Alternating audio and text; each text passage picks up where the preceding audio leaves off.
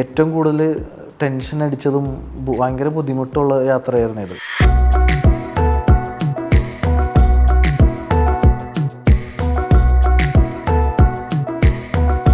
അന്റാർട്ടിക്കയിലോട്ട് എത്തണ ആദ്യമായിട്ടാണ് സൗത്ത് അമേരിക്കയിൽ ചെല്ലുന്നത്, ആദ്യമായിട്ടാണ് തിമിംഗലത്തിനെ കാണുന്നത്, ആദ്യമായിട്ടാണ് പെൻഗ്വിനുകളെ കാണുന്നത്. ഓരോ യാത്രയും നമുക്ക് പുതിയ അറിവുകളാണല്ലോ തരുന്നത്. ഒരു എഡ്യൂക്കേഷനാണ് ആക്ച്വലി. ട്രാവലിംഗ് എന്ന് പറയുന്ന ഒരു എഡ്യൂക്കേഷനാണ്. കൊണ്ടുകൊടുക്കുന്നു, ഫോട്ടോ എടുക്കുന്നു, ഓടിയകത്ത് ആൾക്കാർ പറയുന്നത് നോക്കാറില്ല. പ്രത്യേകിച്ച് ഒരു സാധാരണക്കാരൻ ഉയർന്നു വരുമ്പോഴാണ് ഏറ്റവും എതിർപ്പുകൾ വരുള്ളൂ. എന്നിട്ട് കുറേ ഇഷ്യൂസ് വരുമ്പോൾ അതെങ്ങനെ സോൾവ് ചെയ്യാമെന്ന് ജീവിതത്തിൽ നമ്മൾ പഠിക്കും. എൻ്റെ ഫോൺ അടിച്ചുകൊണ്ട് പോയി, കയ്യിൽ നിന്ന് തട്ടിപ്പറിച്ചുകൊണ്ട് പോയിട്ട് തിരിച്ച് വരാൻ നോക്കിയപ്പോൾ പോയ വഴിയില്ല, എല്ലാം ഇടിഞ്ഞു പോയി.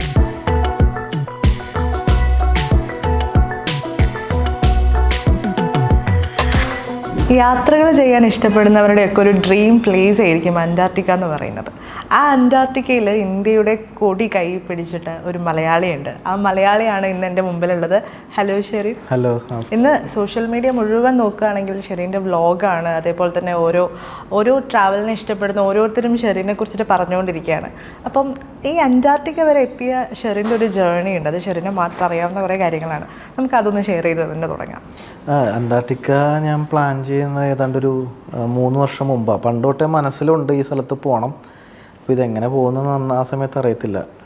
അതുപോലെ ഇത്രയും ഭയങ്കര എക്സ്പെൻസീവാണ് ഈ യാത്രകളൊക്കെ നടത്താൻ വേണ്ടിയിട്ട്. അപ്പോൾ ഏതാണ്ട് 2021 മുതലാണ് ഞാനിത് പ്ലാൻ ചെയ്യാൻ തുടങ്ങിയത്. അപ്പോൾ 3 വർഷം മുമ്പേ ഇങ്ങനെ പ്ലാൻ ചെയ്തിട്ടാണ് ഇപ്പോൾ യാത്ര ചെയ്തത്. അപ്പോൾ ആ സമയത്ത് ഇതുപോലെ എങ്ങനെ പോകാം എന്നൊക്കെയുള്ള കാര്യങ്ങളൊക്കെ മനസ്സിലായപ്പോഴാണ് ഷിപ്പാണ് ബെറ്റർ എന്ന് തോന്നിയത്. നമുക്ക് അന്റാർട്ടിക്കയിലേക്ക് മറ്റ് രാജ്യങ്ങൾ പോകുന്ന പോലെ ചുമ്മാ ഒരു ബാക്ക് പാക്ക് എടുത്ത് അങ്ങ് പോകാൻ പറ്റില്ല. കാരണം അന്റാർട്ടിക്കൽ നാച്ചുറൽ പ്രൊട്ടക്റ്റഡ് ഏരിയയാണ്. അപ്പോൾ നമുക്കൊരു ഫ്രീ ആയിട്ട് വണ്ടി വിളിച്ച് പോകാൻ പറ്റുന്ന സ്ഥലമല്ല. ഏതെങ്കിലും ഒരു പാക്കേജിൻ്റെ ഭാഗമായിട്ടേ പോകാൻ പറ്റുള്ളൂ. പെർമിറ്റുകളൊക്കെ വേണം. അപ്പോൾ നമുക്ക് ഫ്ലൈ ചെയ്തും പോകാം, ഷിപ്പ് ആയിട്ടും പോകാം. അപ്പോൾ ബെറ്റർ എനിക്ക് തോന്നിയത് ഷിപ്പാണ്. ഇപ്പോൾ പ്രൈസ് നോക്കുകയാണെങ്കിലും സൗകര്യം അത് തന്നെയാണ്. കാരണം വിസയുടെ പ്രശ്നങ്ങൾ വരും. ഫ്ലൈ ചെയ്യണമെങ്കിൽ ചിലിയിൽ പോകണം. അപ്പോൾ അവിടുത്തെ വിസ വേണം. പക്ഷേ ഇപ്പോൾ നമുക്ക് അർജൻറ്റീന വഴിയാണ് നമ്മൾ പൊതുവെ ഷിപ്പിൽ പോകുന്നത്. അപ്പോൾ അവിടുത്തെ വിസ എടുക്കണം. അപ്പോൾ ഇതൊക്കെ വലിയ പ്രൊസീജിയറാണ്. അപ്പോൾ അങ്ങനെ പ്ലാൻ ചെയ്തു. ഞാൻ 2022 ആയപ്പോഴേക്കും ഇത് ബുക്ക് ചെയ്തു ഒരു ഷിപ്പ് കമ്പനീനെ. ഓക്കെ, നല്ല കുഴപ്പമില്ലാന്ന് തോന്നി. പിന്നെ എനിക്ക് അന്റാർട്ടിക് സർക്കിളും കൂടി ക്രോസ് ചെയ്യണം എന്നുള്ളൊരു ഇതുള്ളതുകൊണ്ട് ആ ഒരു ഐറ്റിനറി ഞാൻ തിരഞ്ഞെടുത്തത്. അപ്പം അങ്ങനെ അത് ബുക്ക് ചെയ്തു. ബുക്ക് ചെയ്യുമ്പോൾ എൻ്റെ ഈ പോകാനുള്ള ഫുൾ എമൗണ്ട് ഒന്നും എൻ്റെ ഇല്ല. പിന്നെ ഒരു കോൺഫിഡൻസ് ആണ് ഇത് നമുക്ക് പറ്റും എന്നുള്ളത്. അങ്ങനെ ഇതിന് വേണ്ടിയിട്ട് വർക്ക് ചെയ്തു. ഫണ്ട് കണ്ടെത്തി. ഞാൻ ഓരോ മാസം ഇങ്ങനെ പൈസകൾ കൂട്ടി വെച്ചു. അവസാനം ആ യാത്ര യാഥാർത്ഥ്യമായി. പക്ഷേ ഇത് എൻ്റെ ജീവിതത്തിൽ പല രാജ്യങ്ങളും അല്ലെങ്കിൽ പല സ്ഥലങ്ങളും യാത്ര ചെയ്തിട്ടുണ്ടെങ്കിലും ഏറ്റവും കൂടുതൽ ടെൻഷൻ അടിച്ചതും ഭയങ്കര ബുദ്ധിമുട്ടുള്ള യാത്രയായിരുന്നു ഇത്. കാരണം പ്രത്യേകിച്ച് വിസയുടെ കേസിലൊക്കെ ഭയങ്കര ബുദ്ധിമുട്ടായിരുന്നു. കാരണം ഇന്ത്യൻ പാസ്പോർട്ടുള്ള ഒരാൾക്ക് അർജൻറ്റീനയൊക്കെ പോകാമെന്ന് പറഞ്ഞാൽ പെട്ടെന്ന് നടക്കണ കേസല്ല. നമുക്ക് വിസ അടിച്ച് തരത്തില്ല. ഭയങ്കര പാടാണ്. പ്രത്യേകിച്ച് ഈ അമേരിക്കയിലോട്ട് ഇമിഗ്രൻസൊക്കെ ഉണ്ടായിരിക്കും അങ്ങനത്തെ പ്രശ്നം. അപ്പോൾ അത് കുറേ ബുദ്ധിമുട്ടുണ്ടായി. അപ്പോൾ പക്ഷേ നമുക്ക് കൺവിൻസ് ചെയ്യാൻ പറ്റി. നമ്മുടെ അക്കൗണ്ടിൽ വീണ്ടും ഒരുപാട് പൈസ കാണിക്കണം. പിന്നെ നമ്മളിപ്പോൾ കുറച്ച് രാജ്യങ്ങളൊക്കെ പോയതുകൊണ്ട് പിന്നെ നമുക്ക് സോഷ്യൽ മീഡിയ ഒക്കെ ഉണ്ടാവും. അപ്പോൾ ഞാൻ അതൊക്കെ വെച്ചിട്ട് കൺവിൻസ് ചെയ്യാൻ നോക്കി. പക്ഷേ വലിയ കുഴപ്പമില്ല എന്ന് തോന്നി. എന്നാൽ കുറച്ച് ബുദ്ധിമുട്ടെങ്കിലും അത് നമുക്ക് തന്നു. പിന്നെ എൻ്റെ ജീവിതത്തിൽ ഏറ്റവും കൂടുതൽ നീണ്ടു നിൽക്കുന്ന ഒരു ഫ്ലൈറ്റ് ജേണി ആയിരുന്നു ഈ ഒരു അന്റാർട്ടിക്കയിലോട്ട് പോകാമെന്നുള്ളത്. അതായത് നമുക്ക് അർജൻറ്റീന വരെ എത്തണമെങ്കിൽ ഞാൻ ഇപ്പോൾ ഇന്ത്യ നിൽക്കുകയാണെങ്കിൽ ഇന്ത്യയുടെ നേരെ ഓപ്പോസിറ്റ് പോകണം, നേരെ അപ്പുറത്ത്. അപ്പോൾ നല്ല ലോങ് ഫ്ലൈറ്റ് ആയിരുന്നു. 32 മണിക്കൂർ എടുത്ത് അങ്ങോട്ടേക്ക് എത്താൻ വേണ്ടിയിട്ട്. അപ്പോൾ പക്ഷേ അതൊരു രസമാണ്, എനിക്ക് ഇഷ്ടമാണ്. കാരണം നമ്മൾ ആഗ്രഹിച്ചൊരു സ്ഥലത്തേക്ക് എത്താൻ പോകണതിൻ്റെ ഒരു ക്യൂരിയോസിറ്റി ഉള്ളതുകൊണ്ട് അത് വലിയ പ്രശ്നമായിട്ട് തോന്നിയില്ല. അങ്ങനെ നമ്മൾ 32 മണിക്കൂർ യാത്ര ചെയ്തിട്ടാണ് അർജൻറ്റീന എത്തുന്നത്. പിന്നെ അവിടെ നിന്ന് അർജൻറ്റീനയിലെ ബ്യൂണസ് അയർസ് എന്ന് പറയുന്ന അവരുടെ ക്യാപിറ്റലാണ് ചെന്നിറങ്ങുന്നത്. അപ്പോൾ അവിടെ നിന്ന് നമ്മൾ വീണ്ടും താഴത്തോട്ട് പോകണം. താഴത്തോട്ടെന്ന് വെച്ചാൽ ഇപ്പോൾ ഡൽഹിയിൽ വന്നു കഴിഞ്ഞാൽ കൊച്ചിയിൽ കന്യാകുമാരിയിലേക്ക് വരുന്ന എന്ന് പറയുന്ന പോലെ ബ്യൂണസ് അയർസിൽ നിന്ന് നമ്മൾ ഒരു ഡൊമസ്റ്റിക് ഫ്ലൈറ്റ് എടുത്തിട്ട് ഉഷ്വായ എന്ന് പറയുന്ന ഏറ്റവും താഴത്തെ സിറ്റിയിലോട്ട് വരണം. അവിടെ നിന്നാണ് ഷിപ്പൊക്കെ സ്റ്റാർട്ട് ചെയ്യുള്ളൂ. ഈ ഉഷ്വായ എന്ന് പറയുന്നത് ലോകത്തിലെ ഏറ്റവും സദേൺ മോസ്റ്റ് സിറ്റിയാണ്. അത് എൻഡ് ഓഫ് ദ വേൾഡ് എന്നൊക്കെയാണ് അതിനെ അറിയപ്പെടുന്നത്. കാരണം അത് കഴിഞ്ഞാൽ പിന്നെ അന്റാർട്ടിക്കയാണ് ലാസ്റ്റ് സിറ്റിയാണ് ഭൂമിയിലെ. അങ്ങനെ ഒരു പ്രത്യേകത ഉണ്ട്. ആ സിറ്റി നല്ല രസമുള്ള സിറ്റിയാണ്. അങ്ങനെ നമ്മൾ അവിടെ നിന്നാണ് അന്റാർട്ടിക്ക ട്രിപ്പ് സ്റ്റാർട്ട് ചെയ്യുന്നത്. ഷിപ്പിൽ കയറിയിട്ട് പിന്നെ അന്റാർട്ടിക്കയിലോട്ട്. അന്റാർട്ടിക്കയിൽ എത്തിയപ്പോൾ ഉള്ളൊരു ഫീൽ എങ്ങനെയായിരുന്നു? അത്രയും നമ്മൾ കാത്തിരുന്നിട്ട് ഫൈനലി നമ്മൾ അവിടെ എത്താണ്. അപ്പോൾ ആ ഒരു അനുഭവം എങ്ങനെയായിരുന്നു? അത് എന്നെ സംബന്ധിച്ച് ഭയങ്കര ക്യൂരിയോസിറ്റി ഉള്ളൊരു സംഭവമായിരുന്നു. പ്രത്യേകിച്ച് ഞാൻ നേരത്തെ പറഞ്ഞാൽ ആദ്യമായിട്ടാണ് ഇത്രയും ലോങ് ഫ്ലൈറ്റ് ജേണി ചെയ്യുന്നത്. പലതും ആദ്യമായിട്ടാണ്. അന്റാർട്ടിക്കയിലോട്ട് എത്തണ ആദ്യമായിട്ടാണ് സൗത്ത് അമേരിക്കയിൽ ചെല്ലുന്നത്, ആദ്യമായിട്ടാണ് തിമിംഗലത്തിനെ കാണുന്നത്, ആദ്യമായിട്ടാണ് പെൻഗ്വിനുകളെ കാണുന്നത്. അപ്പം അങ്ങനെ കുറേ ക്യൂരിയോസിറ്റി ഉണ്ട്. പിന്നെ ഏറ്റവും രസം രാത്രി 12 മണിക്കും വെട്ടമുള്ളത് ആദ്യമായിട്ടാണ് കാണുന്നത്. അപ്പോൾ അങ്ങനെ അവിടെ ഞാൻ പോയ ടൈമിൽ സൂര്യൻ അസ്തമിക്കുമെങ്കിലും ഒരു 2 മണിക്കൂറത്തേക്ക് പോയിട്ട് പുള്ളി തിരിച്ചു വരും. അതായത് ഒരു 12 മണിയൊക്കെ ആകുമ്പോൾ പയ്യെ ഒന്ന് താഴും, പക്ഷേ ഫുൾ ടൈം വെട്ടം തന്നെയാണ്. വെളുപ്പിന് 2 മണിയാകുമ്പോൾ സൂര്യൻ പിന്നെയും വരും. അങ്ങനെയായിരുന്നു. അതായത് 6 മാസം പകലാണല്ലോ അവിടെ. അപ്പോൾ എപ്പോഴും വെട്ടം തന്നെയാണ്. അപ്പോൾ അതൊക്കെ ഭയങ്കര ക്യൂരിയോസിറ്റിയാണ്. രാത്രി അത് പകലേതൊന്നും മനസ്സിലാവില്ല. അതെ, ഇപ്പം ഷെറിൻ്റെ ഓരോ അവിടുത്തെ വീഡിയോസ് കാണുമ്പോഴും വളരെ ഡീറ്റെയിൽഡ് ആയിട്ട് പറഞ്ഞു പോകുന്നത് കാണാം. അതേപോലെ തന്നെ നമുക്കും നമ്മളും അവിടെ എത്തി നമ്മൾ കാണുന്ന രീതിയിൽ അത്രയും ക്ലിയർ ആയിട്ടാണ് ഷെറിൻ ഓരോ വീഡിയോയും നമുക്കെടുത്ത് കാണിക്കുന്നത്. അതിൽ ഷെറിൻ്റെ ഈ തിമിംഗലത്തെ കാണുന്ന ഒരു സംഭവമാണ്. ആദ്യം തിമിംഗലത്തിൻ്റെ ഒരു ചെറിയൊരു അതെന്താ പറയുക, ഒരു ഇത് വിടുന്ന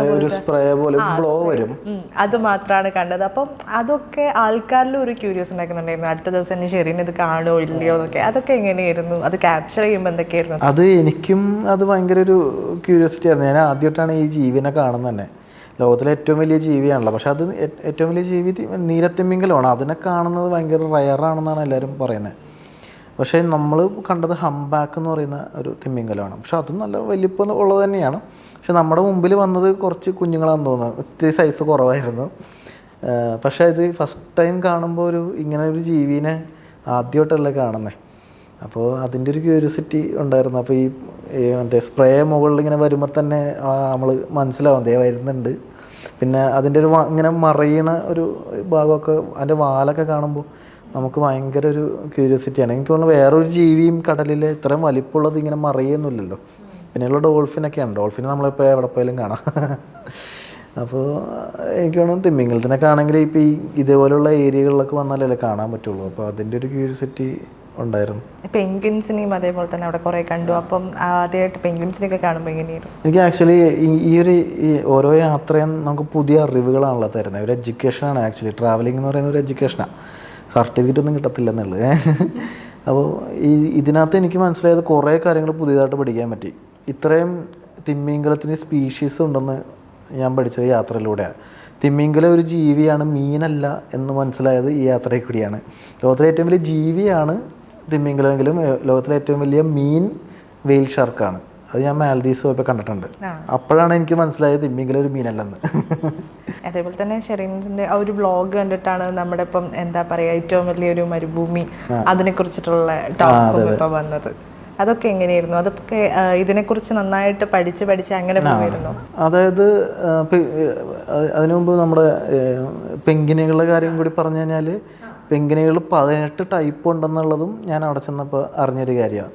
ഞാനവിടെ കണ്ടത് ജെൻഡു എന്ന് പറയുന്ന ഒരു വിഭാഗം പെൻഗ്വിനാണ്. Gentoo penguin. അത് ഇത്രയൊക്കെ ഉണ്ടാവുള്ളൂ, നമ്മുടെ ഒരു അരേനേക്കാളും താഴ്ച വരെ, അല്ലെങ്കിൽ നമ്മുടെ മുട്ടുകാല് വരെ അത്രേ ഹൈറ്റുള്ളൂ. കുഞ്ഞത് ശരിക്കും ഇത്രയുള്ള കുഞ്ഞ് പെൻഗ്വിനുണ്ട്, കിളികളുടെ പോലത്തെ അങ്ങനത്തെ ടൈപ്പ് ഉണ്ട്. പിന്നെ നമ്മുടെ അത്രയുള്ള നമ്മുടെ ഈ ഷോൾഡറിൻ്റെ വരെയൊക്കെ അത്ര ഹൈറ്റുള്ള പെൻഗ്വിനുണ്ട്. അതിനെ പറയുന്ന എംബറർ പെൻഗ്വിൻ. അപ്പോൾ അങ്ങനെ പല ടൈപ്പ് പെൻഗ്വിനുകളുണ്ടെന്ന് അവിടെ ചെന്നപ്പോൾ മനസ്സിലായി. പക്ഷെ എല്ലാത്തിനും നമ്മൾ കണ്ടില്ല. നമ്മളാകെ 2 ടൈപ്പ് ഇനം പെൻഗ്വിനുകൾ മാത്രമേ കണ്ടുള്ളൂ. ലോകത്തിലെ ഏറ്റവും വലിയ, അതിപ്പോഴും പലരും ഒരു തർക്കമായിട്ട് പറയുന്നുണ്ടെങ്കിൽ ആക്ച്വലി മരുഭൂമിയുടെ ഡെഫിനിഷൻ എന്ന് പറയുന്നത് 280 മില്ലി ലിറ്ററിനേക്കാളും കുറവ് മഴ ലഭിക്കുന്ന പ്രദേശങ്ങളെയാണ് മരുഭൂമി എന്ന് നോർമലി പറയുന്നത്. പക്ഷേ നമ്മൾ പണ്ടോട്ടേ കേൾക്കുന്നത് മണൽ പിടിച്ച മരങ്ങളില്ലാത്ത ചൂടുള്ള സ്ഥലമാണ് മരുഭൂമി എന്നുള്ളത്. പക്ഷേ ഇതിനെ മരുഭൂമി തന്നെയാണ് പറയണത്. അങ്ങനെ നോക്കുമ്പോൾ ലോകത്തിലെ ഏറ്റവും വലിയ മരുഭൂമി അന്റാർട്ടിക്കയാണ്. പിന്നെ ശീത മരുഭൂമി എന്ന് വേണമെങ്കിൽ കോൾഡ് ഡെസേർട്ട് എന്ന് പറയും. നമ്മുടെ ലഡാക്കൊക്കെ ഇതുപോലത്തെ ഒരു കോൾഡ് ഡെസേർട്ടാണ്. അപ്പോൾ അതും ഒരു പുതിയ അറിവ് തന്നെയായിരുന്നു. അങ്ങനെ കുറേ കാര്യങ്ങളുണ്ടെന്നല്ല. ഏറ്റവും കൂടുതൽ കാറ്റ് വീശുന്നതും ഈ അന്റാർട്ടിക്കയിലാണ്. ഭൂമിയിൽ തന്നെ ഏറ്റവും കൂടുതൽ തണുപ്പ് വരുന്ന ഭാഗം ഉള്ളത് അന്റാർട്ടിക്കയിലാണ്. -89 രേഖപ്പെടുത്തിയിട്ടുണ്ട്. അത് ഈ പറയുന്ന പോലെ ചൊവ്വയിൽ പോലും അത്രയും തണുപ്പില്ല. ചൊവ്വയിൽ -65 ഒക്കെ ഉള്ളൂ. പിന്നെ ഇതിൻ്റെ വലിപ്പം കേട്ടാൽ തന്നെ നമ്മൾ ശരിക്കും നമ്മൾ കിടുങ്ങിപ്പോൾ. അതായത് ഓസ്ട്രേലിയ എന്ന് പറയുന്ന ആ ഭൂഖണ്ഡത്തിനേക്കാളും വലിയ സൈസ് ഉണ്ട് ഇത്. നമ്മൾ പൊതുവെ മാപ്പിൽ ഇത് കാണാറില്ല. കാരണം മാപ്പ് നമ്മൾ പരന്ന മാപ്പിൽ ഏറ്റവും താഴത്തെ ഒരു ചെറിയ ലൊക്കേഷനായിട്ടാണ് കൊടുക്കുന്നത്. അപ്പോൾ അതുകൊണ്ട് ഇതിൻ്റെ സൈസ് നമ്മൾ എപ്പോഴും കാണുന്ന വല്ല ഗ്ലോബ് എടുത്ത് നോക്കണം, എന്നാലേ മനസ്സിലാവുള്ളൂ. പക്ഷെ ഭയങ്കര വലിപ്പമുള്ളൊരു ഭൂഖണ്ഡമാണ്. അതെ, അപ്പം അത്രയും വലിപ്പമുള്ള ആ ഒരു ഭയങ്കര തണുപ്പുള്ളൊരു സ്ഥലത്ത് ഒരു മലയാളിയുടെ മുണ്ടും ഷർട്ടും ഇട്ട് നിൽക്കുന്ന ആ ഒരു വീഡിയോ ആണ് ഇപ്പം പിന്നെ ഹൈലൈറ്റ് ചെയ്ത് പോകുന്നത്. ആ ഒരു തീരുമാനത്തിലേക്ക് എത്താൻ എന്തായിരുന്നു? അതെന്ന് വെച്ചാൽ ഞാൻ ഇവിടെ പോകുന്നത് ഒരു സ്പെഷ്യൽ ട്രിപ്പാണ്. ഇപ്പോൾ എൻ്റെ ഒരു ജീവിതത്തിൽ തന്നെ ഒരു ലൈഫ് ടൈം എക്സ്പീരിയൻസ് ആയിരിക്കുമെന്ന് എനിക്ക് നന്നായിട്ട് അറിയാം. അപ്പോൾ അവിടെ ചെല്ലുമ്പോൾ നമുക്കൊരു ഇന്ത്യൻ പതാക ഉയർത്തി നിൽക്കുന്നൊരു ഫോട്ടോ എടുക്കണം. അതുപോലെ നമ്മളൊരു കേരളീയ രീതിയിൽ ഒരു മുണ്ടുടുത്തും എനിക്കൊരു ഫോട്ടോ എടുക്കണം എന്നൊരു ആഗ്രഹം ഉണ്ടായിരുന്നു. അപ്പോൾ അതിൻ്റെ ഭാഗമായിട്ടാണ് അത് എടുത്തത്. പക്ഷേ നമുക്ക് എൻ്റെ ഒരു ആഗ്രഹം ലാൻഡിൽ ഇറങ്ങിയിട്ട് എടുക്കണം എന്നായിരുന്നു. പക്ഷേ അത് നമുക്ക് പ്രൊസീജിയർ ഉള്ളതുകൊണ്ട് നമുക്കത് പറ്റില്ല. ഒന്നാമത് തണുപ്പായതുകൊണ്ട് ലാൻഡിൽ ഇറങ്ങാമെന്ന് പറഞ്ഞാൽ ഷിപ്പിൽ നിന്ന് നമ്മൾ ബോട്ടിൽ കയറി ചെന്നിട്ടാണ്, കുഞ്ഞ ബോട്ടുണ്ട്, അതിൽ കയറി ചെന്നിട്ടാണ് ലാൻഡ് ചെയ്യുന്നത്. അപ്പോൾ ഇത്രയും സമയം മുണ്ടെടുത്ത് നിൽക്കാന്ന് പറഞ്ഞാൽ അത് ഭയങ്കര റിസ്ക്കാണ്. അപ്പോൾ അതുകൊണ്ട് കപ്പലിൽ നിന്നുകൊണ്ട് തന്നെയാണ് നമ്മൾ ചെയ്യുന്നത്. അപ്പോൾ ഏതാണ്ട് 2 മിനിറ്റ് നിൽക്കാൻ പറ്റുള്ളൂ. മുണ്ടെടുക്കുന്നു, ഫോട്ടോ എടുക്കുന്നു, ഓടി അകത്ത് കയറുന്നു, വീണ്ടും 1 മിനിറ്റ് വന്ന് ഫോട്ടോ എടുക്കുന്നു, അങ്ങനെ എടുത്തതാണ്. അപ്പോൾ അധികം നേരം മുണ്ടെടുത്ത് നിൽക്കാൻ പറ്റില്ലല്ലോ അവിടെ. ഈ ഭയങ്കര തണുപ്പായതുകൊണ്ട് തന്നെ ടാൻ അടിക്കുന്നത് അങ്ങനെ അറിയില്ലെങ്കിലും നല്ല ഇഷ്യൂ ഉണ്ടെന്ന് പറഞ്ഞിട്ടുണ്ടായിരുന്നു. അതൊക്കെ എങ്ങനെയാണ്? അത് ഇപ്പോൾ തണുപ്പാകുമ്പോൾ നമുക്ക് ശരീരത്തിൽ വെയിലടിക്കുന്നത് അറിയില്ല. വെയിലിന് പൊതുവെ ചൂടില്ല, ഒട്ടുമില്ല. സൂര്യനുള്ളതുകൊണ്ട് വെട്ടം ഉണ്ടെന്ന് മാത്രമേ മനസ്സിലാവുള്ളൂ. ചൂട് നമുക്ക് ഒരിക്കലും തോന്നില്ല. പക്ഷേ ഇത് നമ്മൾ ഈ തണുത്ത കാറ്റ് അടിക്കുന്നുണ്ട്, ഈ സൂര്യൻ്റെ ഇത് ഉള്ളതുകൊണ്ടായിരിക്കും ഭയങ്കര പെയിൻ എടുക്കും കുറച്ച് കഴിയുമ്പോൾ. അപ്പോൾ നമ്മൾ സൺസ്ക്രീനോ എന്തെങ്കിലും യൂസ് ചെയ്യാറുണ്ട്, പക്ഷേ വലിയ കാര്യമില്ല. കുറച്ച് കഴിയുമ്പോൾ മൂക്കാണ് പെട്ടെന്ന് എഫക്റ്റ് ചെയ്യുക. ഇവിടെ ഭയങ്കര വേദനയായിരിക്കും, പിന്നെ കുറച്ച് കഴിയുമ്പോൾ ഇവിടെ വേദന എടുക്കും. അങ്ങനെ ഒരു പ്രശ്നം വരും. പിന്നെ കൈയൊന്നും കുഴപ്പമില്ല, അത് ഫുള്ള് കവർ ചെയ്ത് നടക്കണോണ്ട് കുഴപ്പമില്ല. ഇത് മൊത്തം പുറത്തായിരിക്കുമല്ലോ, അത് മാത്രമേ ഇഷ്യൂ വരത്തുള്ളൂ. ഓക്കെ, ഇപ്പം നമുക്കിനി ഷെറിൻ്റെ ഒരു ട്രാവൽ ജീവിതത്തിലേക്ക് ഇറങ്ങുവാണെങ്കിൽ ഇപ്പം എന്തായാലും ആദ്യമായിട്ട് ഈ ഒരു ഫീൽഡിലേക്ക് ഇറങ്ങുമ്പോൾ, അല്ലെങ്കിൽ ഞാൻ യാത്രയാണ് ഇഷ്ടപ്പെടുന്നതെന്ന് പറയുമ്പോൾ ഒരുപാട് നെഗറ്റീവ്സും എന്തായാലും കേട്ടിട്ടുണ്ടാവും. അപ്പം ഈ ഒരു നെഗറ്റീവ്സ് ഒക്കെ എങ്ങനെയായിരുന്നു ഈ ഒരു ആദ്യഘട്ടത്തിൽ തരണം ചെയ്തിട്ടുണ്ടാവുക? അത് ഞാൻ പൊതുവെ പണ്ടോട്ടേ ഇങ്ങനെ ആൾക്കാർ പറയുന്നത് നോക്കാറില്ല എന്നുള്ളൊരു രീതിയുണ്ട്. ഇപ്പോഴും അന്നും അതെ. നമുക്കിഷ്ടമുള്ള കാര്യം എന്താണോ അതങ്ങ് ചെയ്തു പോകുമ്പോൾ അത് ഇപ്പോൾ പ്രത്യേകിച്ച് ഒരു സാധാരണക്കാരൻ ഉയർന്നു വരുമ്പോഴാണ് ഏറ്റവും എതിർപ്പുകൾ വരുള്ളൂ. ഇപ്പോൾ നല്ല പൈസയുള്ള അല്ലെങ്കിൽ നല്ലൊരു വീട്ടിലൊരാൾ ഇത് ചെയ്യാന്ന് പറയുന്നത് നോർമലാണ്, അവൻ്റെ കാശുണ്ടാകാൻ ചെയ്തോളും. പക്ഷെ ഒരു സാധാരണ ഒരു ഫാമിലിയിൽ നിന്ന് വരുന്ന ഒരാൾ ഉയർന്നു വരുമ്പോൾ എപ്പോഴും എതിർപ്പുകളും കൂടുതലായിരിക്കും, അടിച്ച് അമർത്തൽ ഭയങ്കര കൂടുതലായിരിക്കും. ഇപ്പോൾ ഇതിപ്പോൾ ഇത്രയും എനിക്ക് തോന്നുന്നു ഇത്രയും ഒരു ആൾക്കാരിലോട്ട് അറിയപ്പെടാനും ഒക്കെ കാരണം എനിക്ക് തോന്നുന്നത് ഈ ഒരു സാധാരണക്കാരൻ ഈ പറയുന്ന കൊച്ചിയിൽ സൈക്കിളോട്ട് കിടന്നൊരു പയ്യൻ അന്റാർട്ടിക്ക വരെ എത്തി എന്നുള്ളതാണ് ഒരു. അപ്പോൾ എനിക്ക് തോന്നുന്നത് ഒരു സാധാരണക്കാരെ സംബന്ധിച്ചൊരു ഇൻസ്പിറേഷൻ ആവാൻ സഹായിക്കുന്നതാണ് എനിക്ക് തോന്നുന്നത്. അങ്ങനെ ആയാൽ ഞാൻ ഹാപ്പിയാണ്. മീൻസ് എന്നെക്കൊണ്ട് ഒരാൾക്കെങ്കിലും ഒരു മോട്ടിവേറ്റ് ചെയ്യാൻ പറ്റിയല്ലോ എന്നുള്ളത്. പക്ഷേ അങ്ങനെ ഉയർന്നു വരാമെന്നുള്ളത് വലിയ പാടാണ് നമ്മുടെ സമൂഹത്തിൽ നിന്ന്. കാരണം ഏറ്റവും എതിർപ്പുകൾ നേരിടാൻ പോണത് സാധാരണക്കാരായിരിക്കും. ഒരു മിഡിൽ ക്ലാസ് ഉള്ള ആൾക്കാർ പെട്ടെന്ന് ഉയർന്നു വരാനായിട്ട് ഭയങ്കര എതിർപ്പ് എപ്പോഴും കണ്ടിട്ടുണ്ട്, ഞാനും നേരിട്ടിട്ടുണ്ട്. പക്ഷേ ഈ പറയുന്ന പോലെ അന്റാർട്ടിക്ക ആദ്യമായിട്ട് പോകുന്ന ഞാനൊന്നുമല്ല, ഇഷ്ടം പോലെ ആൾക്കാർ പോയിട്ടുണ്ട്. ഇഷ്ടം പോലെ മലയാളികൾ അവിടെ യാത്ര ചെയ്തിട്ടുണ്ട്, പല രീതിയിൽ പോയിട്ടുണ്ട്. അവിടെ ഇന്ത്യൻ ബേസ് ഉണ്ട് അന്റാർട്ടിക്കയിൽ, അവിടെ മലയാളികൾ വർക്ക് ചെയ്യുന്നുണ്ട്. അവരൊക്കെ മെസ്സേജ് അയച്ചായിരുന്നു. അപ്പോൾ അത് ആദ്യമായിട്ട് പോകുന്ന ആളല്ല. പക്ഷേ ഇതിൻ്റെ ഒരു പ്രത്യേകതയായിട്ട് എനിക്ക് മനസ്സിലായത് ഒരു സാധാരണ ഒരു ആൾക്കും ഈ ഒരു യാത്ര പോകാൻ പറ്റും എന്നുള്ളത് നമ്മൾ കാണിച്ചു കൊടുക്കുക എന്നുള്ളൊരു സംഭവമാണ്. അതെ, ഇപ്പം നമുക്കിപ്പോൾ അവിടേക്ക് പോകാൻ ഇത്രയും വലിയൊരു ഹ്യൂജ് എമൗണ്ട് നമ്മുടെ കയ്യിൽ വേണം. അപ്പം സാധാരണ നമ്മുടെ കയ്യിൽ ഇത്രയും എമൗണ്ട് ഉണ്ടെങ്കിൽ നിങ്ങൾ എന്തിനാണ് യാത്ര ചെയ്യുന്നത് എന്നുള്ളൊരു ക്വസ്റ്റ്യൻ എന്തെങ്കിലും വന്നിട്ടുണ്ടാവുമല്ലോ. ആ ക്വസ്റ്റ്യൻ എങ്ങനെയായിരുന്നു തരണം ചെയ്തത്? എപ്പോഴും നമുക്ക് സാമ്പത്തികം ഒരു പ്രശ്നം തന്നെയാണ് യാത്ര ചെയ്യാനായിട്ട്. പലരും പറയും യാത്ര ചെയ്യാൻ കാശ് വേണ്ടെന്നൊക്കെ, പക്ഷെ അതൊക്കെ വെറുതെയാണ്. ഒരു നേരം ഫുഡ് കഴിക്കണമെങ്കിൽ കാശില്ലാണ്ട് ഫുഡ് കിട്ടത്തില്ല, പൈസ വേണം. ഞാൻ ചെയ്യുന്നത് വെച്ചാൽ എൻ്റെ കയ്യിൽ എത്രയുണ്ടോ അതനുസരിച്ചാണ് ഞാൻ ട്രാവൽ ചെയ്യുന്നത്. അതുകൊണ്ടാണ് നമ്മൾ ഒരുപാട് രാജ്യങ്ങളൊന്നും പോകാണ്ട് ലിമിറ്റ് ചെയ്ത് നിൽക്കുന്നത്. നമ്മൾ സെലക്റ്റീവായിട്ട് പോകുന്നതിൻ്റെ ഒരു റീസൺ അതാണ്. 2, എനിക്കിഷ്ടപ്പെട്ട ഭൂമിശാസ്ത്രപരമായിട്ടുള്ള കുറേ കാര്യങ്ങൾ, പണ്ട് പഠിച്ച കുറേ കാര്യങ്ങൾ, കുറേ ഹിസ്റ്റോറിക്കൽ പ്ലേസ്, ഞാൻ ഇതൊക്കെ നോക്കിയാണ് പോകുന്നത്. അപ്പോൾ അങ്ങോട്ട് പോകുമ്പോൾ നമുക്ക് എത്ര രൂപ ബഡ്ജറ്റ് വരും, നമുക്ക് പറ്റുന്നതാണോ? ഇപ്പോൾ വല്ല US പോകാനോ അല്ലെങ്കിൽ സൗത്ത് അമേരിക്കയിലൊക്കെ എനിക്ക് ഇതിന് മുമ്പേ പോകണമെന്ന് ആഗ്രഹം ഉണ്ടെങ്കിലും എൻ്റെ കയ്യിൽ ചിലപ്പോൾ ബഡ്ജറ്റ് ഉണ്ടാകാത്തതുകൊണ്ട് ഞാനത് പോകാണ്ട് വെക്കും. പക്ഷേ ഇത് ഞാൻ കുറേ നാൾ പറഞ്ഞില്ലേ, നേരത്തെ പറഞ്ഞാൽ ഒരു 3 വർഷം നമുക്ക് പോകണം എന്ന് കാൽക്കുലേറ്റ് ചെയ്ത് അതിൻ്റെ എമൗണ്ടൊക്കെ മനസ്സിലായപ്പോൾ അതിനനുസരിച്ച് മാസം പൈസ കൂട്ടി വെച്ചാണ് നമ്മൾ ഈ ഒരു യാത്ര പോയത്. അപ്പോൾ ഇനി ഇതേപോലത്തെ ഒരു എക്സ്പെൻസ് ട്രിപ്പ് പോകണമെങ്കിൽ കുറച്ച് വർഷങ്ങളെടുക്കും. അത് മാത്രമേ ഉള്ളൂ, പക്ഷേ നമുക്ക് പോകാൻ പറ്റും. ഇപ്പം ഈ യാത്ര ചെയ്യാൻ വേണ്ടിയിട്ട് യൂട്യൂബ് ചാനൽ എന്ന് ഞാനൊന്ന് കേട്ടിട്ടുണ്ടായിരുന്നു, അത് ശരിയായിരുന്നോ?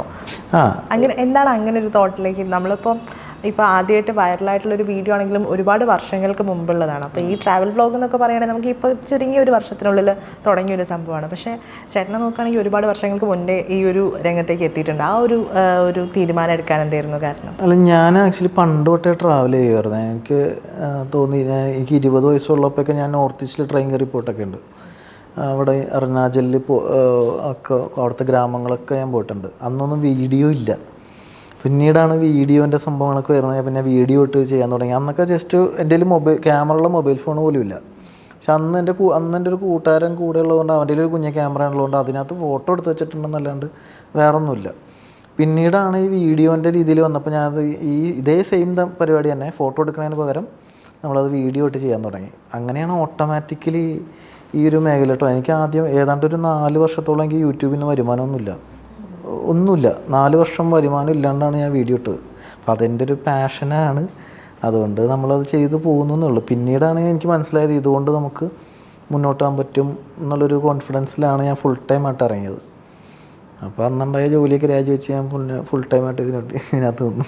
ജോലി രാജിവെക്കുമ്പോഴും എന്തായാലും ഒരുപാട് ഞാൻ ആ കൊറോണക്ക് മുമ്പാണ് ഈ ജോലിയൊക്കെ കളഞ്ഞ് ഇതിന് വേണ്ടിയിട്ട് നിൽക്കണത്.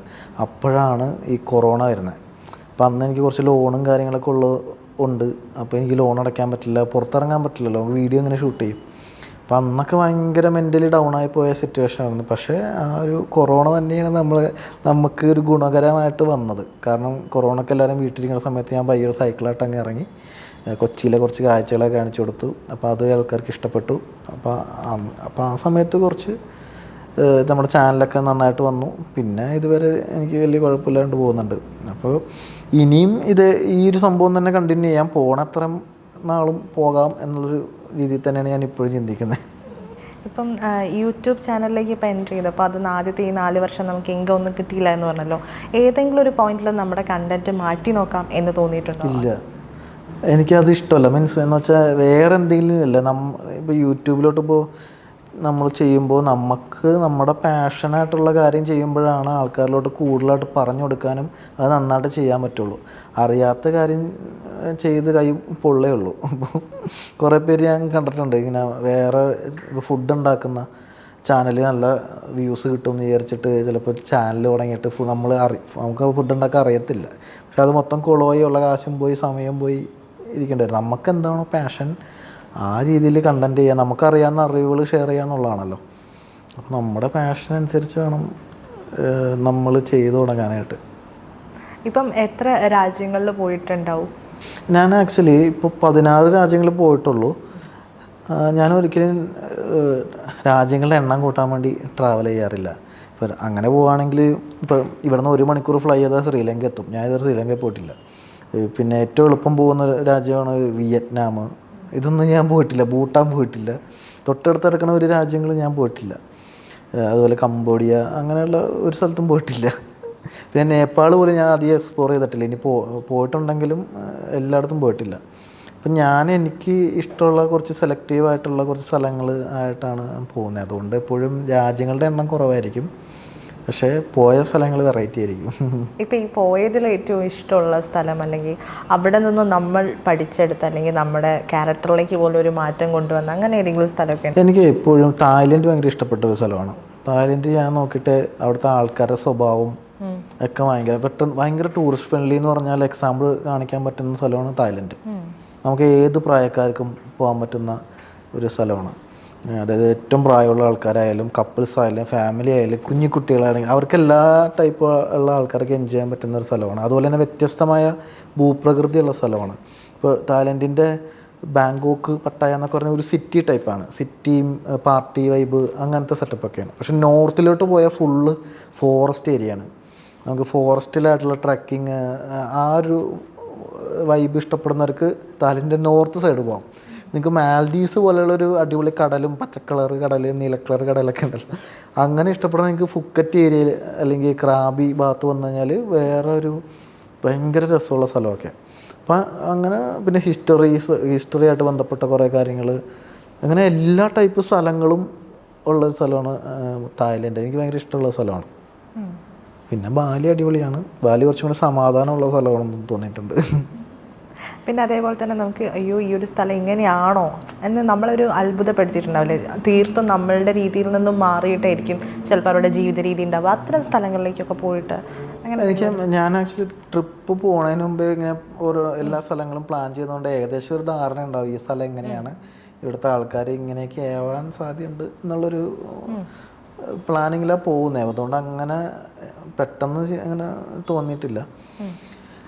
പക്ഷേ സ്ഥലങ്ങളൊക്കെ ഞെട്ടിപ്പോയ കുറേ സ്ഥലങ്ങളൊക്കെ ഉണ്ട്. ഇപ്പോൾ എക്സാമ്പിൾ ഞാൻ ഈജിപ്തിൽ പോയി. ഈജിപ്തിൽ സാധാരണ എല്ലാവരും പോകുന്നത് പിരമിഡ് കാണാനായിരിക്കും. കെയറോ എന്ന് പറയുന്ന അവരുടെ ക്യാപിറ്റലിലുള്ള കുറച്ച് മ്യൂസിയവും പിരമിഡും കണ്ട് തിരിച്ചു പോകും.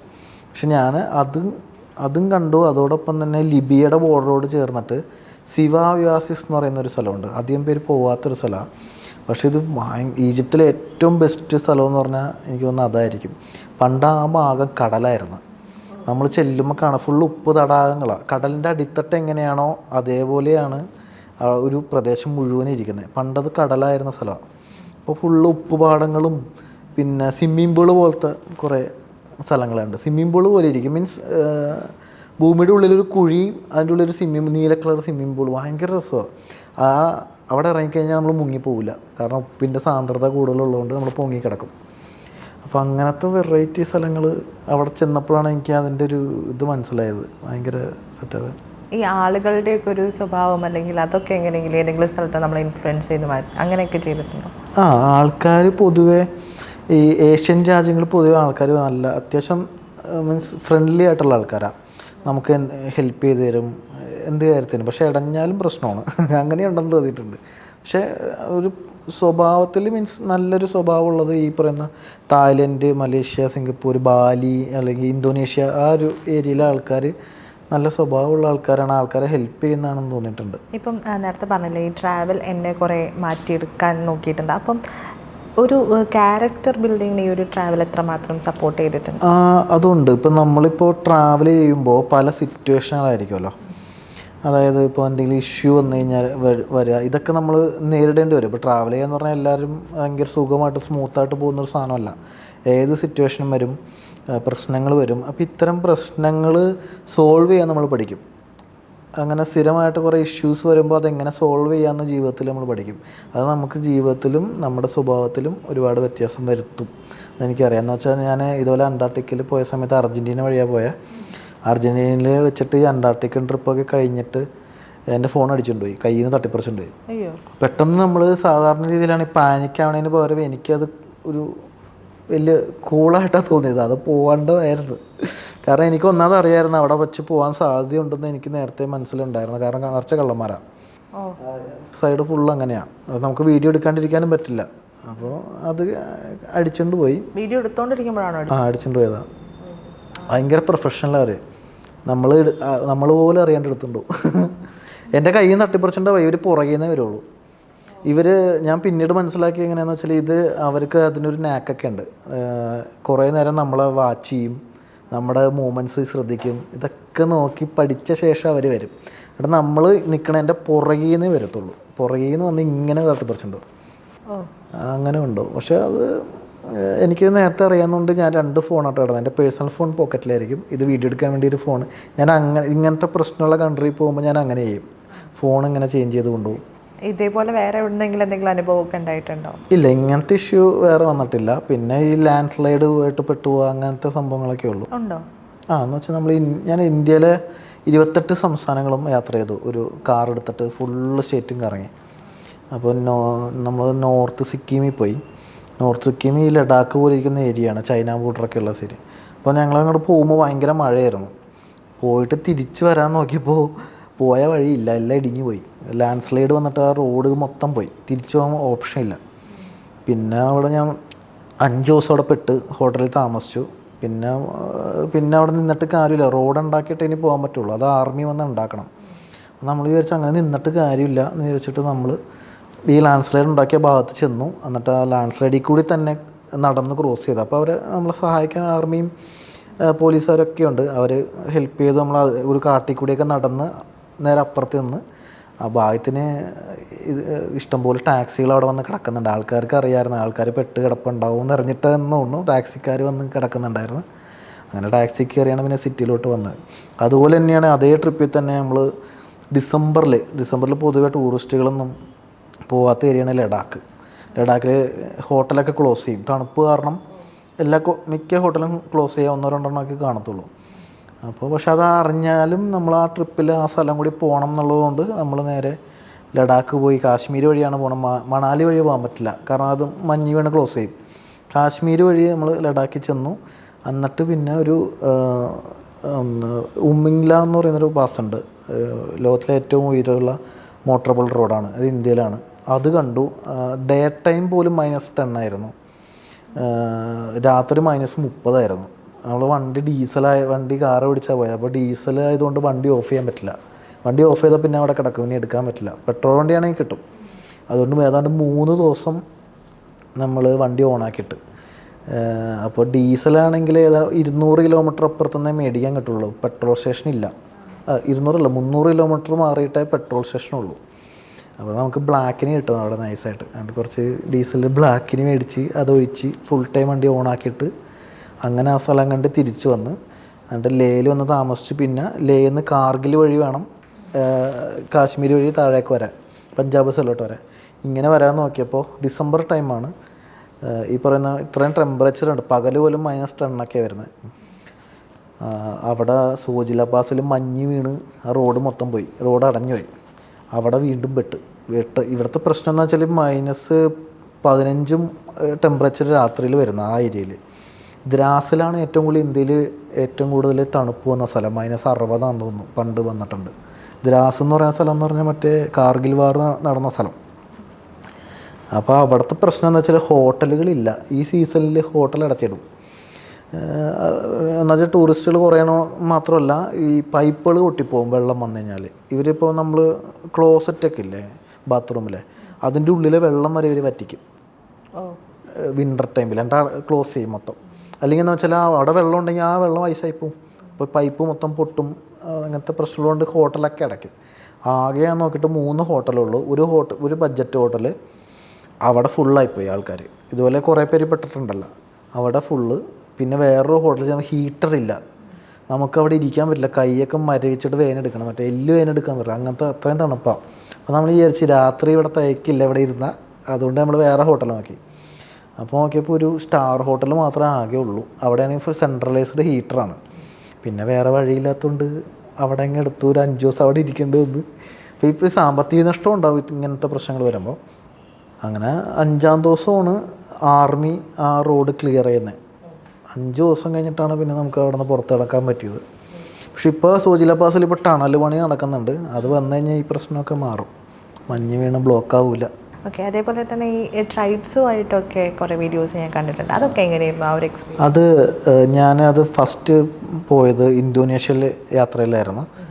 ഇന്തോനേഷ്യയിൽ ജാവാദ്വീപ് കുറച്ച് സ്ഥലങ്ങളൊക്കെ കണ്ടിട്ട് ഞാൻ നേരെ സുമാത്രയിൽ വന്നു. സുമാത്ര നമ്മുടെ ആൻഡമാൻ നിക്കോബാറിൻ്റെ തൊട്ടടുത്ത് കിടക്കുന്ന ഒരു സ്ഥലമാണ്, വലിയ ദ്വീപാണ് സുമാത്ര. അവിടെ പതാങ് എന്ന് പറയുന്ന സ്ഥലത്ത് അതിൻ്റെ അടുത്തൊരു മെൻഡവായ് എന്ന് പറയുന്ന ചെറിയൊരു ഐലൻഡ് ഉണ്ട്. ഇവിടെ കുറേ ട്രൈബ്സ് ഉണ്ടെന്ന് എനിക്ക് മനസ്സിലായി. അപ്പോൾ ഞാൻ നൈസായിട്ട് അവിടെ നിന്ന് കാണാം എന്ന് വിചാരിച്ചിട്ട് എനിക്കൊരു ഗൈഡിനെ ഞാൻ തപ്പിപ്പിടിച്ച്. ഇല്ലെങ്കിൽ ഞങ്ങൾക്ക് അവരുടെ ഭാഷ വേറെ, മെൻഡവായ് ഭാഷയാണ് സംസാരിക്കും, ഇംഗ്ലീഷോ ഒന്നും അറിയത്തില്ല.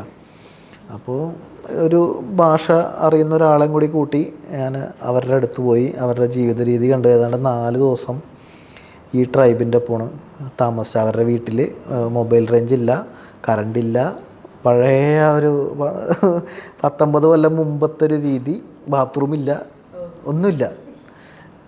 അത് ഭയങ്കരമായിട്ട് എക്സ്പീരിയൻസ് ആയിരുന്നു. പിന്നെ അവർ തിന്നണ മരമാണ്, മരമോ? പാം ട്രീ ഇല്ലേ, ആ ആ ആ പാം ട്രീ പൊളിച്ചെടുത്തിട്ട് അതിൻ്റെ ഉള്ളിൽ ഒരു പൊടി പോലെ കിട്ടും.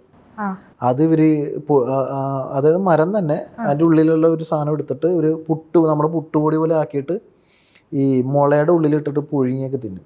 ഓ ഞാൻ തിന്ന് നോക്കി, മരക്കഷ്ണം പോലെ തന്നെ ഇരിക്കും, മറ്റേ കടിച്ചാൽ മുറിയാൻ വലിയ പാടാ. പാം ട്രീ ആണ് അവർ തിന്നുന്നത്. അവരുടെ മെയിൻ പ്രധാന ഫുഡ് അതായിരുന്നു. പിന്നെ കുരങ്ങനെയൊക്കെ അവർ അമ്പ് ചെയ്ത് പിടിച്ച് തിന്നുമായിരുന്നു. അത് പിന്നെ വംശനാശം വരാറായതുകൊണ്ട് ഇപ്പം അതില്ല. കുരങ്ങന്മാരൊക്കെ തീർന്നു തുടങ്ങി. പിന്നെ ഒരു ചെറിയ അരുവികളൊക്കെ ഉണ്ട്, അവിടെ ചെമ്മീൻ കിട്ടും. നമ്മുടെ ചെമ്മീൻ. അപ്പോൾ എനിക്ക് വേണ്ടിയിട്ട് ഇവർ വന്ന് പിടിച്ച് എനിക്ക് ഫുഡ് പുഴുങ്ങിയാണ് തിന്നുള്ളൂ, മസാലയൊന്നുമില്ല. അങ്ങനത്തെ ഒരു അനുഭവം.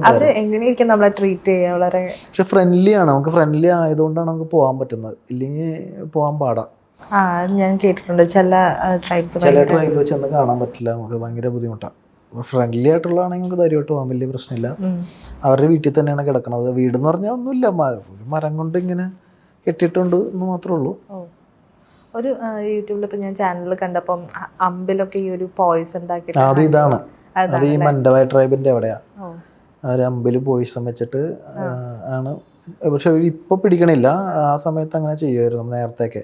ഇപ്പൊ പന്നികളൊക്കെ, കാട്ടുപന്നീനൊക്കെ അങ്ങനെ പിടിക്കുന്നത്. അവരുടെ കൂടെ പോവാനൊക്കെ നോക്കി. അവരുടെ കൂടെ പോയായിരുന്നു, പക്ഷെ ഒന്നിനെയും കിട്ടിയില്ല. എങ്ങനെയായിരുന്നു അവരുടെ ആ ഒരു റൂട്ട്, അതിനായിട്ട് അവർ പ്രിപ്പറേഷൻ ഒക്കെ എങ്ങനെയായിരുന്നു അവരുടെ? അവര് ഇതുപോലെ പ്രത്യേകിച്ച് അവർക്ക് പ്രിപ്പറേഷൻ്റെ ആവശ്യമൊന്നുമില്ല. അവർ നേരെ ആ സംഭവം തേക്കാം, അമ്പും അമ്പായിട്ടൊക്കെ അങ്ങനെ ഇറങ്ങുക. അവരുടെ ജീവിതത്തിൻ്റെ ഭാഗമല്ലേ, അവർ നോർമലി ചെയ്യുന്നൊരു സംഭവമാണ്. ഓക്കെ. ഇപ്പം ഈ ഇത്രയും രാജ്യങ്ങളിൽ പോയിട്ടൊക്കെ ഉണ്ട്, അപ്പം നമ്മൾ ഇന്ത്യ അല്ലെങ്കിൽ മറ്റു രാജ്യങ്ങൾ ഇതിലൊക്കെ ഉണ്ടാകുന്നൊരു ഡിഫറൻസ് എങ്ങനെ ഉണ്ടായിരുന്നു? ഇപ്പം ക്ലീനിങ് ആണെങ്കിലും ശരിക്കും ഇന്ത്യയാണ് ഏറ്റവും വൈവിധ്യമായിരുന്ന ഒരു സ്ഥലമായിട്ടാണ് എനിക്ക് തോന്നിയത്. കാരണം അത് നമുക്ക് ഇവിടെ നിൽക്കുമ്പോൾ തോന്നത്തില്ല. നമ്മൾ ഒരു 100 കിലോമീറ്റർ അല്ലെങ്കിൽ 500 കിലോമീറ്റർ മാറിക്കഴിഞ്ഞാൽ തന്നെ ഭാഷ വരെ മാറിപ്പോയി. മൊത്തം ഭയങ്കര കൾച്ചർ മാറുന്നു, ഭക്ഷണം മാറുന്നു, ഭയങ്കര വ്യത്യസ്തമായ സ്ഥലമല്ലേ ശരിക്കും ഇന്ത്യ. അതുകൊണ്ടാണ് പറയുന്നത് ഇന്ത്യ മുഴുവൻ കണ്ടാൽ തന്നെ നമ്മൾ കുറേ രാജ്യങ്ങൾ പോയൊരു സിറ്റുവേഷനാണ്. പക്ഷെ അത് രസമാണ്. ഇപ്പോൾ ഈ ലഡാക്ക് ഏരിയ അല്ലെങ്കിൽ കാശ്മീർ ഏരിയ എന്നൊക്കെ പറഞ്ഞാൽ ഏതാണ്ട് സ്വിറ്റ്സർലൻഡ് പോലെ ഇരിക്കുന്ന സ്ഥലമൊക്കെയാണ്. ഭയങ്കര ഭംഗിയല്ലേ. അപ്പോൾ പല രാജ്യങ്ങളും കൂടി ചേർന്നാണെന്നാണ് ഈ പറയാം, അല്ലെങ്കിൽ പല രാജ്യത്തെ ഭംഗിയുള്ള കാഴ്ചകളൊക്കെ ഇന്ത്യയിലുണ്ട്. അതൊക്കെ ഓരോരോ പാർട്ടിലാണെന്നുള്ളത്. ഇനിയിപ്പം ഒരു ഡ്രീം പ്ലേസ് ഏതാണ്? അവിടെ പോകണം, അതിനായി ഇനി പണം മാറ്റി വെക്കണം എന്നൊക്കെ ചിന്തിക്കുന്ന ഒരു ഡ്രീം പ്ലേസ് അതേതായിരിക്കും? എനിക്ക് ആക്ച്വലി ഇനി കുറച്ച് ആഫ്രിക്കൻ കൺട്രികൾ ഞാൻ അധികം പോയിട്ടില്ല. എനിക്ക് അവിടെ ഒന്ന് പോകണം. കുറച്ച് യൂറോപ്യൻ കൺട്രി, അവിടുത്തെ കുറച്ച് പുതിയ ഒരു ഇതൊക്കെ ഇല്ലേ, അതായത് അവിടുത്തെ ഡെവലപ്മെൻറ്റ്സ്, അല്ലെങ്കിൽ അവിടുത്തെ ഒരു ഭൂപ്രകൃതി വ്യത്യസ്തമാണല്ലോ, ഭയങ്കര ഈ പറയുന്ന വാൾപേപ്പറിലെ പോലെയുള്ള സ്ഥലങ്ങളൊക്കെ ഉണ്ടല്ലോ. അപ്പോൾ ആ രാജ്യങ്ങളൊക്കെ കുറച്ച് കാണണം. ആഫ്രിക്കൻ കൺട്രികളിൽ പോയി കഴിഞ്ഞാൽ നമുക്ക് കുറേ ട്രൈബുകളൊക്കെ വിസിറ്റ് ചെയ്യാൻ പറ്റും. പിന്നെ എത്യോപ്യയിൽ ഒരു സ്ഥലമുണ്ട്, ഡെനാക്കിൾ ഡിപ്രഷൻ എന്ന് പറഞ്ഞിട്ട്. അത് ഭയങ്കര രസമുള്ള, അഗ്നിപർവ്വതം ഉള്ളിൽ നിന്ന് പൊട്ടിത്തെറിച്ച് വരുന്ന കാഴ്ചയൊക്കെ ഇപ്പോഴും ലൈവായിട്ട് കാണാം. അപ്പോൾ അത്തരം കുറച്ച് ഭംഗിയുള്ള കാഴ്ചകൾ കാണണം. പിന്നെ ഇറാഖിലൊരു സ്ഥലമുണ്ട്, ഇറാഖിൽ ഷാനിഡാർ കേവ് എന്ന് പറഞ്ഞിട്ടൊരു കേവ് ഉണ്ട്. അതിൻ്റെ ഒരു പ്രത്യേകത എല്ലാവർക്കും ഇഷ്ടപ്പെടുന്ന സംഭവം എന്ന് അറിയത്തില്ല, എനിക്കത് ഭയങ്കര ക്യൂരിയോസിറ്റി ഉള്ള സാധനമാണ്. നമ്മൾ ഹ്യൂമൻ എന്ന് പറയുന്നത് ഹോമോസാപ്പിയൻസ് ആണ്. ഹോമോസാപ്പിയൻസിന് മുമ്പുണ്ടായിരുന്ന ഒരു മനുഷ്യവർഗമുണ്ട്, വംശനാശം വന്നു പോയത്, നിയാണ്ടർട്ടാൽ. ഈ നിയാണ്ടർട്ടാൽ താമസിച്ചിരുന്ന ഒരു കേവൊക്കെ അവിടെയുണ്ട്. അവിടെ നിന്ന് 75,000 വർഷം മുമ്പ് ജീവിച്ചിരുന്ന നിയാണ്ടർട്ടാലിൻ്റെ അസ്ഥിക്കൂടങ്ങൾ കണ്ടെത്തിയിട്ടുണ്ട്. അപ്പോൾ അതൊക്കെ അവിടുത്തെ മ്യൂസിയത്തിൽ സൂക്ഷിച്ചിട്ടുണ്ട്. അപ്പോൾ അവർ താമസിച്ച സ്ഥലമൊക്കെ പോയി കാണുമ്പോൾ ഇപ്പോഴുള്ള മനുഷ്യരെക്കാളും മുമ്പുള്ള ആൾക്കാരുടെ ജീവിതമൊക്കെ നമുക്ക് കാണാമല്ലോ. അതൊരു സംഭവമാണ്. 35,000 വർഷം മുമ്പുള്ളതും അങ്ങനെ പല കാലഘട്ടങ്ങളിലുള്ള ജീവിച്ച മനുഷ്യരുടെ അസ്ഥിക്കൂടങ്ങൾ അതേപോലെ തന്നെ നമുക്ക് കിട്ടിയിട്ടുണ്ട്. ഈ ട്രാവലിംഗ് എന്നുള്ളൊരു സംഭവത്തിനോട് ഇത്ര ഇഷ്ടം തോന്നാനുള്ളൊരു ആ ഒരു കാരണം അതെങ്ങനെയായിരുന്നു വന്നത്? ഇതേപോലെ ഓരോ സെർച്ചും അല്ലെങ്കിൽ അതൊക്കെ കാണണം അങ്ങനെ പഠിച്ചു പോയതിൻ്റെയാണോ? എങ്ങനെയാ വന്നോന്ന് എനിക്കറിയത്തില്ല. ഈ പണ്ടോട്ടേ ഇങ്ങനെ ഒരു ആഗ്രഹം ആണ് പല സ്ഥലങ്ങളും പോയി കാണണം എന്നുള്ളത്. അപ്പോൾ അതുകൊണ്ടാണ് ഇത് പ്രൊഫഷനായിട്ട് തന്നെ എടുത്തത്. ഫുൾ ടൈം ആയിട്ട് ഞാൻ നിന്ന് ഇപ്പോൾ ട്രാവലും ചെയ്യാം, നമുക്ക് സ്ഥലങ്ങളും കാണാൻ പറ്റുന്നുണ്ട്, എന്നാലും എനിക്കൊരു വരുമാനമാണ്. ആ രീതിയിലാക്കി എടുത്തു. പണ്ടോട്ടുള്ളൊരു ആഗ്രഹമാണ് ഇങ്ങനെ പോകണം എന്നുള്ളത്. പക്ഷേ ഇവിടം വരെ എത്തുമെന്ന് എനിക്കറിയത്തില്ലായിരുന്നു. പറ്റുന്ന പോലെ ഇപ്പോഴും ഞാൻ ഇനിയും ഒരുപാട് നാല് രാജ്യങ്ങളിൽ പോകാൻ പറ്റുമെന്ന് എനിക്കിപ്പോഴും അറിയത്തില്ല. പക്ഷേ ആഗ്രഹമുണ്ട്. അതിങ്ങനെ ഓരോന്നോരോന്ന് പയ്യെ ആയിട്ട് കാണാമെന്നുള്ളതാണ്. അതെ, ഇപ്പം എന്താ പറയുക, ഒരു സർക്കിൾ ക്രോസ് ചെയ്തപ്പോൾ ഷെറിൻ്റെ ഒരു സന്തോഷവും അത് ഭയങ്കര ആ വീഡിയോയിൽ വളരെ നമുക്ക് കാണാൻ പറ്റുന്ന ഒരു കാര്യമായിരുന്നു. അത്രയും കാത്തിരുന്ന് ഇപ്പോൾ രാവിലെ ആണെങ്കിലും നമ്മളെന്ത് ക്രോസ് ചെയ്യും എന്നുള്ള രീതിയിലൊക്കെ പറഞ്ഞിട്ടുള്ള ആ ഒരു ഭയങ്കര ഹാപ്പി ആയിട്ടുള്ളൊരു മൊമെൻ്റ് ആയിരുന്നു അത്. അപ്പം അത്തരത്തിൽ ഇതേപോലുള്ള അനുഭവങ്ങൾ വേറെ ഏതെങ്കിലും യാത്രയിൽ നിന്ന് കിട്ടിയിട്ടുണ്ടോ? കുറേ ഉണ്ട്. അതായത് ഞാൻ പോകുന്നതൊക്കെ മൊത്തം ഇതേപോലത്തെ ഒരു സ്ഥലങ്ങൾ നോക്കിയായതുകൊണ്ട്, പ്രത്യേകിച്ച് ഭൂമിശാസ്ത്രപരമായിട്ടുള്ള സംഭവങ്ങൾ, ഇത് അങ്ങനെ ഹിസ്റ്ററി കുറേയുള്ള സ്ഥലങ്ങൾ, എക്സാമ്പിൾ ഈജിപ്ത് പോലെയുള്ള ഈ പിരമിഡൊക്കെ കാണുമ്പോൾ തന്നെ നമുക്ക് അത്ഭുതം തോന്നുന്നു. നമുക്ക് ഇപ്പോഴും അറിയത്തില്ല എങ്ങനെ ഉണ്ടാക്കിയെന്ന്. അപ്പോൾ അതൊക്കെ നേരിട്ട് പോയി കാണുമ്പോഴാണ് അതിൻ്റെ ഒരു ക്യൂരിയോസിറ്റി നമുക്ക് മനസ്സിലാവുന്നത്. അതേപോലെ തന്നെ ഈ ഇന്തോനേഷ്യയിൽ പൊതുവെ അധികം ആൾക്കാർ പോവാത്തൊരു ഏരിയയാണ് ജാവയിൽ ഇജൻ വോൾക്കാനോ എന്ന് പറഞ്ഞിട്ടൊരു വോൾക്കാനോ ഉണ്ട്. അതിൻ്റെ പ്രത്യേകത എന്ന് പറഞ്ഞാൽ ബ്ലൂ ഫയർ വരും അവിടെ. ബ്ലൂ ഫയർ എന്ന് പറഞ്ഞാൽ ഭൂമിക്കടിയിൽ നിന്ന് സൾഫർ വന്നിട്ട് ഓക്സിജനായിട്ട് മിക്സ് ചെയ്യുമ്പോൾ കത്തും. അത് നീല കളറിലെ കത്തുള്ളൂ. കറക്റ്റ് ഏതാണ്ട് നമ്മൾ ഗ്യാസ് സ്റ്റൗ തീ കൊടുത്താൽ കത്തുന്ന ഇല്ലേ, സെയിം അതേപോലത്തെ ഒരു ബ്ലൂ കളറിലെ ഫയറാണ്. ഇത് പകൽ കാണാൻ പറ്റില്ല, രാത്രി മാത്രമേ കാണാൻ പറ്റുള്ളൂ. ഇതിൻ്റെ ഒരു പ്രത്യേകത അത് ഭൂമിയിൽ അവിടെ മാത്രമേ ഉള്ളൂ. പിന്നെ ഉള്ളത് ഐസ്ലാൻഡിലാണെന്ന് തോന്നുന്നു. അപ്പോൾ ഇതൊരു ഭൂമിയിലൊരു യൂണിക്കായിട്ടുള്ള പ്രതിഭാസമാണ്. അപ്പോൾ അത് അത് എന്ന് പറഞ്ഞാൽ അഗ്നിപർവ്വതത്തിൻ്റെ ഉള്ളിൽ ഇറങ്ങണം നമ്മൾ. വലിയ അഗ്നിപർവ്വതത്തിൻ്റെ ഉള്ളിൽ ക്രേറ്ററിൽ ഇറങ്ങിയാണ് കാണുന്നത്. പണ്ട് പൊട്ടിത്തെറിച്ച അഗ്നിപർവ്വതം അത് ഇപ്പോഴും ആക്റ്റീവാണത്. അപ്പോൾ അതിൻ്റെ ഉള്ളിൽ ഇറങ്ങിയിട്ട് വേണം കാണാൻ. അപ്പോൾ അതിന് വരെ ഈ മല ആദ്യം കയറണം, എന്നിട്ട് പിന്നെ ക്രേറ്ററിൻ്റെ ഉള്ളിൽ ഇറങ്ങണം, എന്നിട്ട് വേണം ഇത് കാണാൻ. അപ്പോൾ അവിടെ തന്നെ ഒരു ലേക്ക് ഉണ്ട്. അതാണ് ലോകത്തിലെ ഏറ്റവും വലിയ ആസിഡ് ലേക്ക്, ഇജൻ വോൾക്കനോയിൽ. ആ സൾഫൂരിക് ആസിഡാണ് ആ ലേക്ക്, തടാകം. അതിനകത്ത് വീണ് ചത്തുപോകും, മരിച്ചു പോവും, പൊള്ളിപ്പോവും. അപ്പോൾ അതിൻ്റെ ലേക്ക് കാണാം. അതിൻ്റെ തൊട്ടടുത്ത് തന്നെ ഈ ഫയർ ഉള്ളത്. അപ്പോൾ അതൊക്കെ ഭയങ്കര ക്യൂരിയോസിറ്റി ഉള്ളൊരു സാധനമാണ്. അപ്പോൾ എന്തായാലും ഓക്കെ, ഇനിയിപ്പോൾ അടുത്ത ട്രിപ്പ് എങ്ങോട്ടേക്കായിരിക്കും? ഇപ്പം നിലവിൽ പ്ലാനിങ് ചെയ്തിട്ടില്ല, പ്ലാൻ ആയി വരുന്നുള്ളൂ. സ്ഥലങ്ങളിങ്ങനെ കിടക്കല്ലേ, എന്തോരം രാജ്യമുണ്ട്. ഒരുപാട് രാജ്യങ്ങളിലേക്ക് ഇനി എത്തട്ടെ. ഇതേപോലെ ഞങ്ങൾ ഷെറിനിലൂടെ ഈ സ്ഥലങ്ങളൊക്കെ കാണട്ടെ. കാരണം ഒരുപാട് പേർക്ക് എത്തിവിടാൻ പറ്റാത്ത സ്ഥലങ്ങളിലേക്കാണ് ഷെറിൻ പോകുന്നത്. അപ്പോൾ അതൊക്കെ നമുക്കാണെങ്കിലും വീഡിയോയിലൂടെ കാണുമ്പോൾ ഭയങ്കര നമ്മൾ കണ്ട പോലത്തെ ഉള്ളൊരു ഫീലിങ്സ് ഒക്കെയാണ് വരുന്നത്. അപ്പോൾ എന്തായാലും ഇനി ഒരുപാട് സ്ഥലങ്ങളിലേക്ക് യാത്ര ചെയ്യട്ടെ എന്ന്. Thank you. Thank you.